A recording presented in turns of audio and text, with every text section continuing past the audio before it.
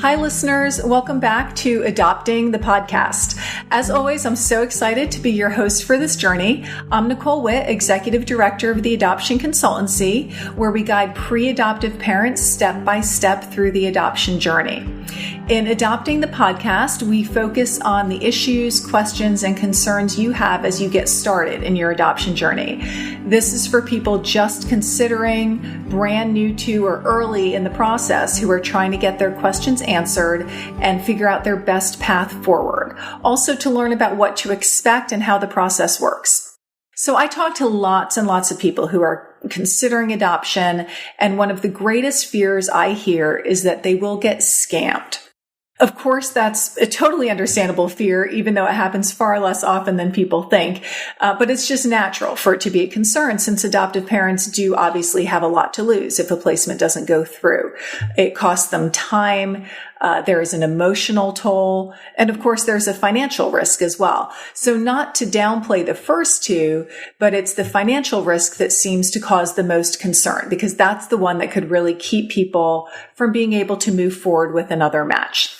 Regardless, I find that most pre-adoptive parents are totally understanding that an expectant mom who is considering placing her child for adoption may have a change of heart and choose to parent.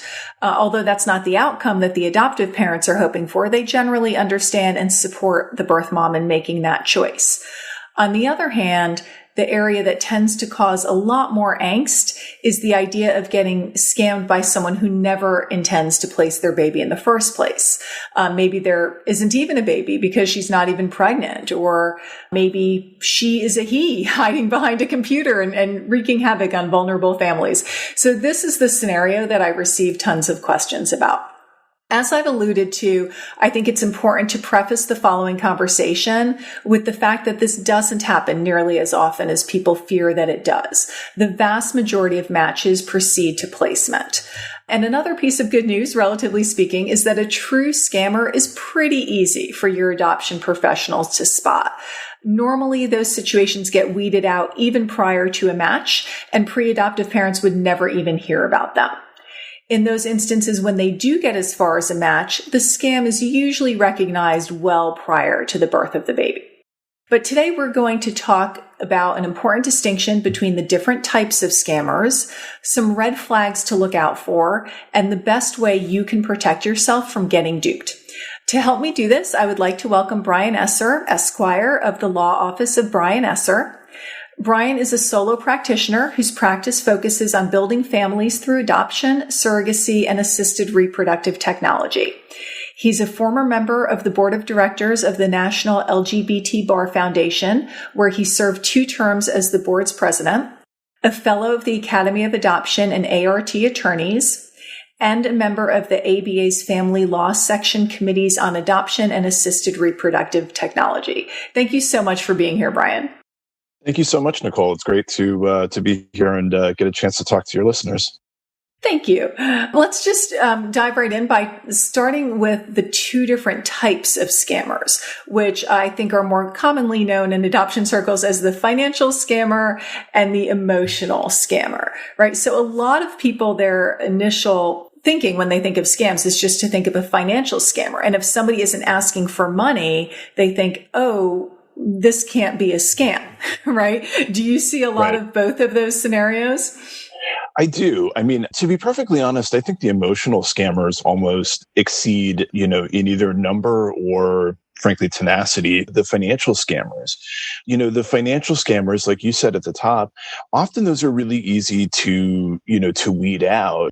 Some of the better ones, it can be a little bit harder and it takes more time. But the emotional scammers, can be so difficult, and frankly can be so draining. They're the types of strange individuals, and I'm not a student of abnormal psychology, so I couldn't really explain their motivations, but they're folks who get on the phone with my clients and we'll talk to them for, for an hour or more. And, they'll talk about, their vision for, what post-placement looks like. They'll talk about their life circumstances, and, they'll just get my clients, all kind of revved up and feeling like, oh, this is a great match. We really feel like we have a connection with this young woman.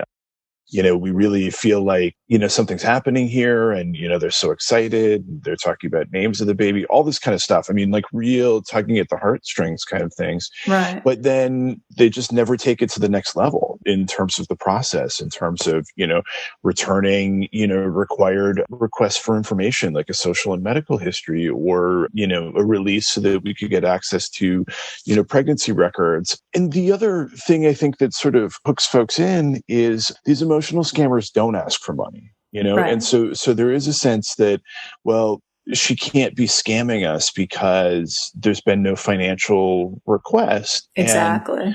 And in some ways that's actually kind of the opposite, because she's wasting their time, she's, potentially wasting, my time as an attorney, and, I do bill by the hour. Right. So, so it's not as if, there's no, financial repercussion for folks, but the object that, they're trying to get is not money. It's trying to get attention.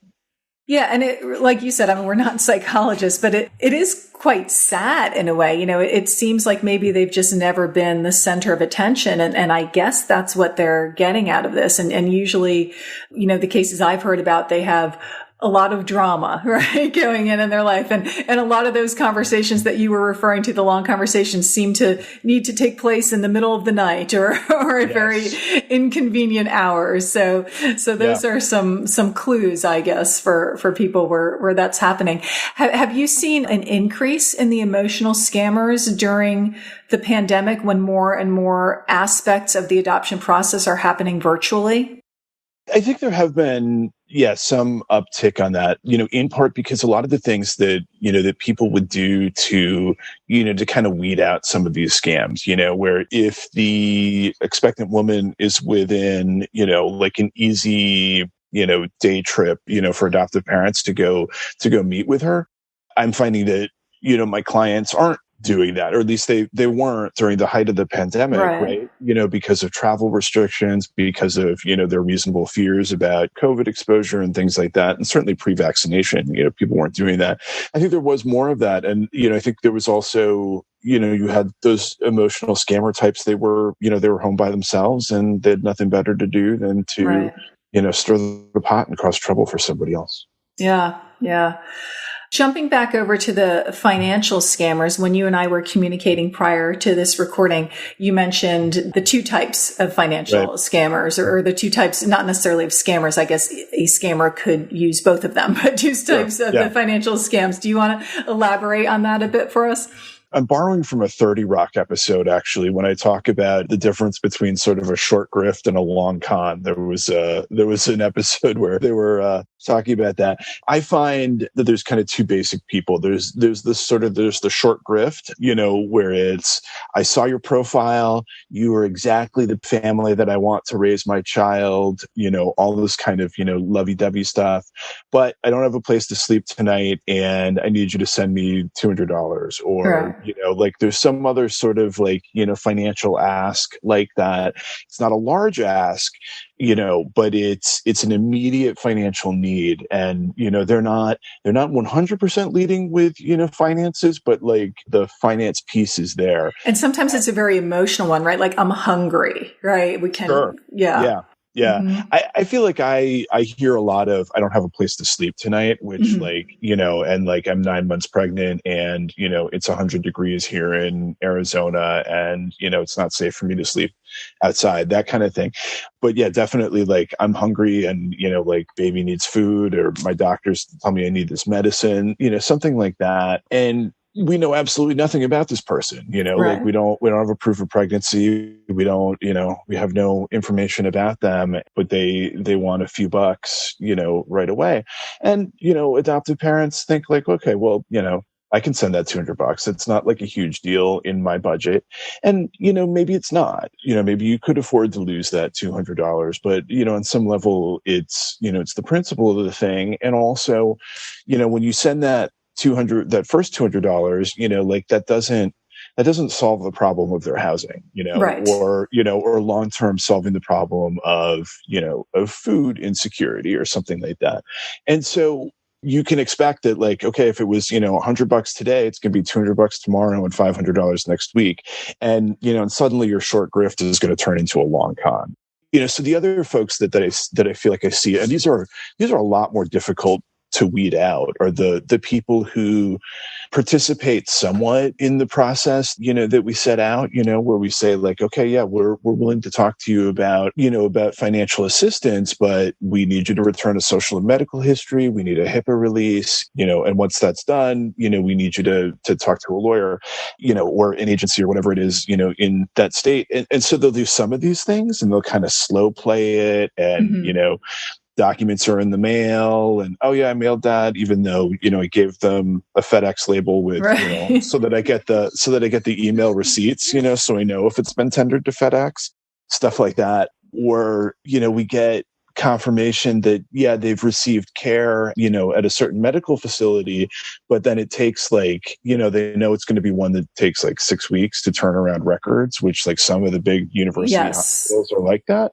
Yes. And so they're asking for help in that interim time, and then it's only when we get records back and we find out that like the care that they received was for something totally not pregnancy related, and we've paid for hundreds of pages of medical records to be printed, only to find out that that there's no pregnancy, there's no baby.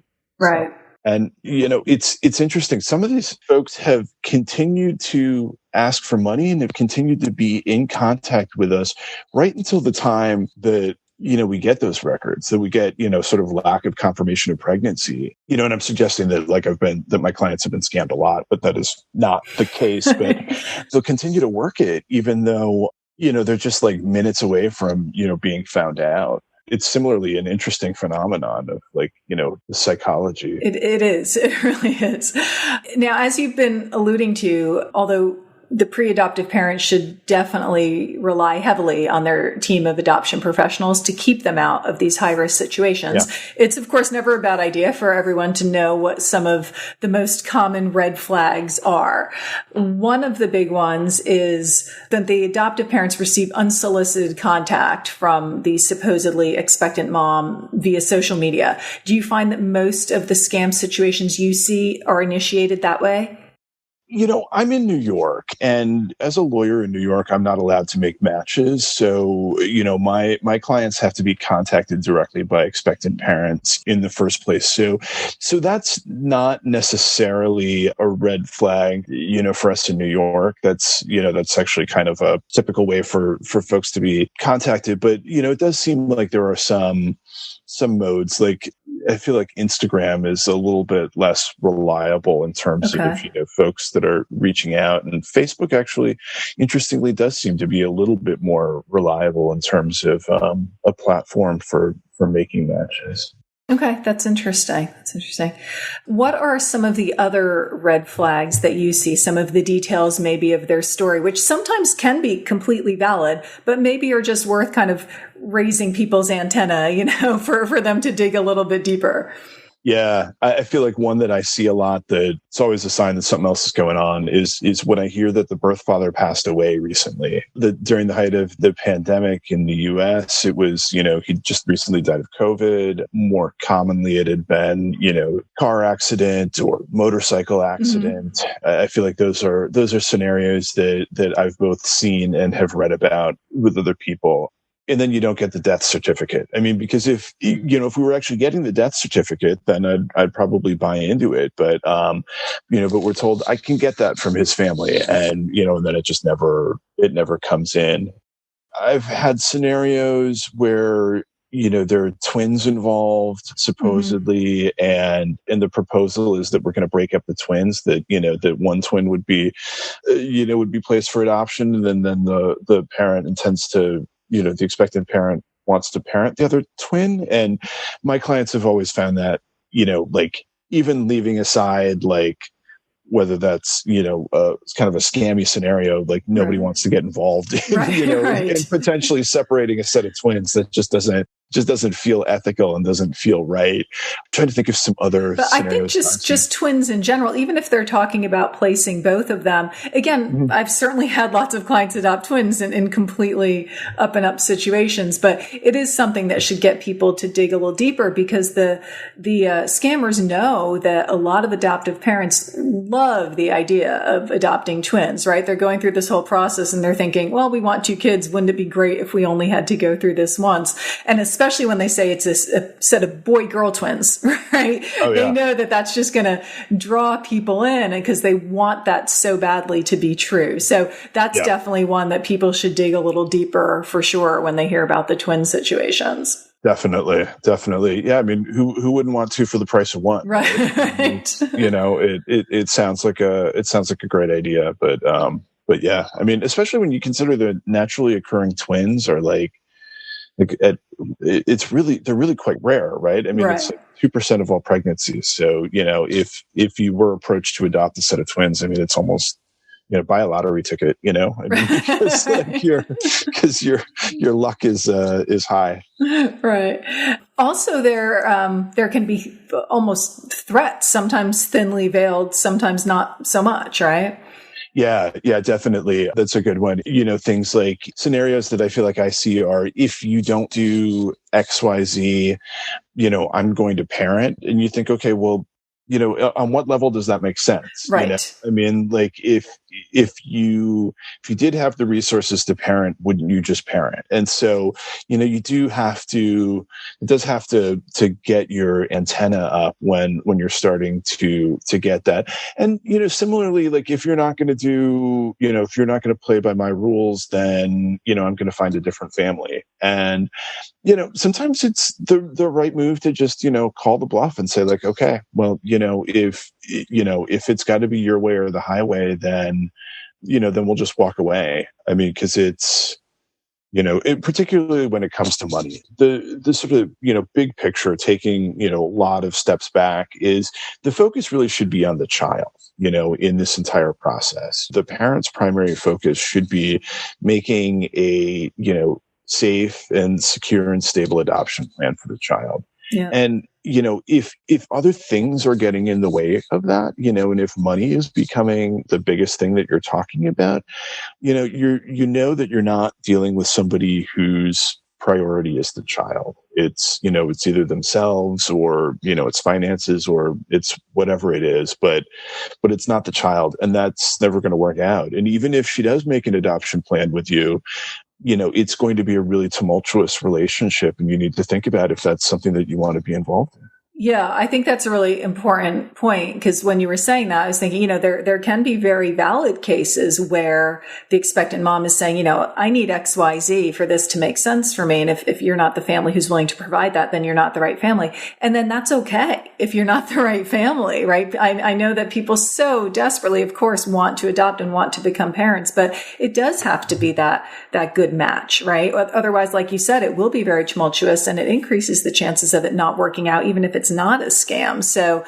it is important for people to have their boundaries and to stick to that regardless. And if that ends up weeding out a scam for them, then even better. Right? That's right. Yeah, you mentioned and if you don't do this, I'm going to parent. One of the things that I've heard too, which again, if you really dig into it, it doesn't logically make sense, but it catches people's emotions, is that, if you don't adopt this baby, if you're not the family, then I'm going to have an abortion. Right. And that one, the logic doesn't hold, right? If she was comfortable with having an abortion, that may well be what she chose to do in the beginning. Why would it be this one family instead of another family, right? Most expectant moms are not actually making the choice between abortion and adoption. They're usually choosing between adoption and parenting, right? So, so again, the logic doesn't really hold up, but when people are so caught up in the situation, obviously that's really going to pull at their heartstrings. Yeah, I think that's definitely right. And I mean, you also have to think about like, where is she in the pregnancy? I mean, is this even, a realistic option? Unless there's a medical issue, it's very difficult to terminate a pregnancy after 20 weeks. And so in some ways, it's quite possibly a hollow threat. And like you say, even if it is, theoretically possible, like, how does that make sense? How Right. does it make sense that she's going to carry the pregnancy to term if she really thinks that, that terminating the pregnancy is probably the better option for. Right. Exactly. Okay, so let's move on to what people can do to protect themselves. Obviously, one of the big things is having a team of reputable professionals to guide you through the process and to lean heavily on that team. So Yes. what are some of the things you recommend to your clients? For instance, if they are getting that short grift, right? Like, I need a place to sleep. Like, what should they do? How can they avoid being scammed? First thing that I always tell my clients is that don't have conversations with money. About money with an expectant parent. That, if the subject of money comes up, that question should be referred to me. I actually then take it a step further where I don't like to have conversations, with expectant parents who don't already have either their own attorney, if it's not an agency state, or if we don't have an agency involved. Because I know New York law, but I'm not licensed to practice in all 50 states. And if if the expectant parent is in a different state, I don't want us to run afoul of, of that other state's law, and then we jeopardize the entire placement. So first and foremost is, we're dealing with these conversations, lawyer to lawyer, or, me to adoption agency, whatever. So that's first step, so that we're taking the clients out of it, and, that brings down sort of the emotional tenor. The other thing is, before we even get to the point of talking about, providing help with living expenses, first of all, we need that social and medical history, and then we need independent confirmation of pregnancy. It's way too easy these days for somebody who's a dedicated scammer to find an ultrasound, or something like that on the internet. Yes. And, with graphics editing technology, you can take out the, original person's name, you can change the date, you can do all these types of things, and that's easy to do. So that's, an ultrasound is not sufficient, to be proof of pregnancy. We really need, records from the OBGYN. So those are sort of I think that's the biggest thing that they can do, is just be patient and not fall for the sort of the, immediate emotional, ask for financial assistance. Wait until you have a complete file and a complete picture, and then we can start looking at, what expenses make sense, and then also work out a budget. And then, we're going to stick to the budget. So, and just to reiterate, that key point is not to fall for that in the beginning, not to send the money, not to give money directly without going through your agency or attorney. And also, one point you made, I want to circle back to in terms of the expectant mom having support, whether it's through an agency or an attorney. So she, may not have that at the beginning, or may say she doesn't have that. And, the hopeful adoptive parents can give her contact information, but it's very important that they ask her to reach out to that legal entity, right? Yes. The legal entity cannot reach out to her, because then that could be coercion, right? And if she is serious about wanting to place the child, she will be happy to do that, because then, like you've said, she can start getting legal support, emotional support, financial support. If she balks at that and says, well, let's save some money and let's do it without an attorney involved, or I don't want to make that call, then that's when people should run in the other direction, right? For sure. And I mean, I get it. I mean, a lot of my clients, I'm the first lawyer that they've ever hired, most of us go through our lives without needing to retain attorneys to do things for us. And depending on the background of the expectant parent, I mean, they might not have had good experiences with lawyers in the past. If they've had family members who, have had, kids removed, put in foster care, or contact with the criminal justice system, lawyers did not help their families. Right, and so, so they don't view lawyers as like, contact with lawyers or adoption agencies or anything like that as like a positive support. And so I get that hesitation, and that hesitation makes sense, but it's the process, and, everybody needs to follow the process to make sure that, everybody's rights are protected, and that, ultimately that this, adoption placement is going to go through. Great advice. And I think before we kind of wrap up, just going back to reiterating the point that this does not happen as often as people fear. I mean, spending all this time talking about it, it does make it seem like it happens all the time, but it's not that frequent of an occurrence. So people should take heart in that. Before we wrap up, is there anything else about this topic that you want to add? Anything you wish I had asked you that I haven't? I don't think so. This has been a really great talk. I think we've covered a lot of ground. I hope this gives people a lot of food for thought, and does just help people, understand that, while there are some, sketchy individuals out there looking to take advantage of folks, most of them are really easy to spot. And it's just not overly likely that folks are going to be caught up in a scam. Great. So on that note, let's wrap up. Let me thank you again, Brian. It's Brian Esser, Esquire, with the Law Office of Brian Esser, and you can reach him at Esser, that's ESSER, EsserLawOffice.com. And listeners, most of all, I'd like to thank you for tuning in. I hope you've learned something today that will allow you to move forward on your adoption journey with more peace of mind. Please be good to yourselves, take care, and I'll catch you next time.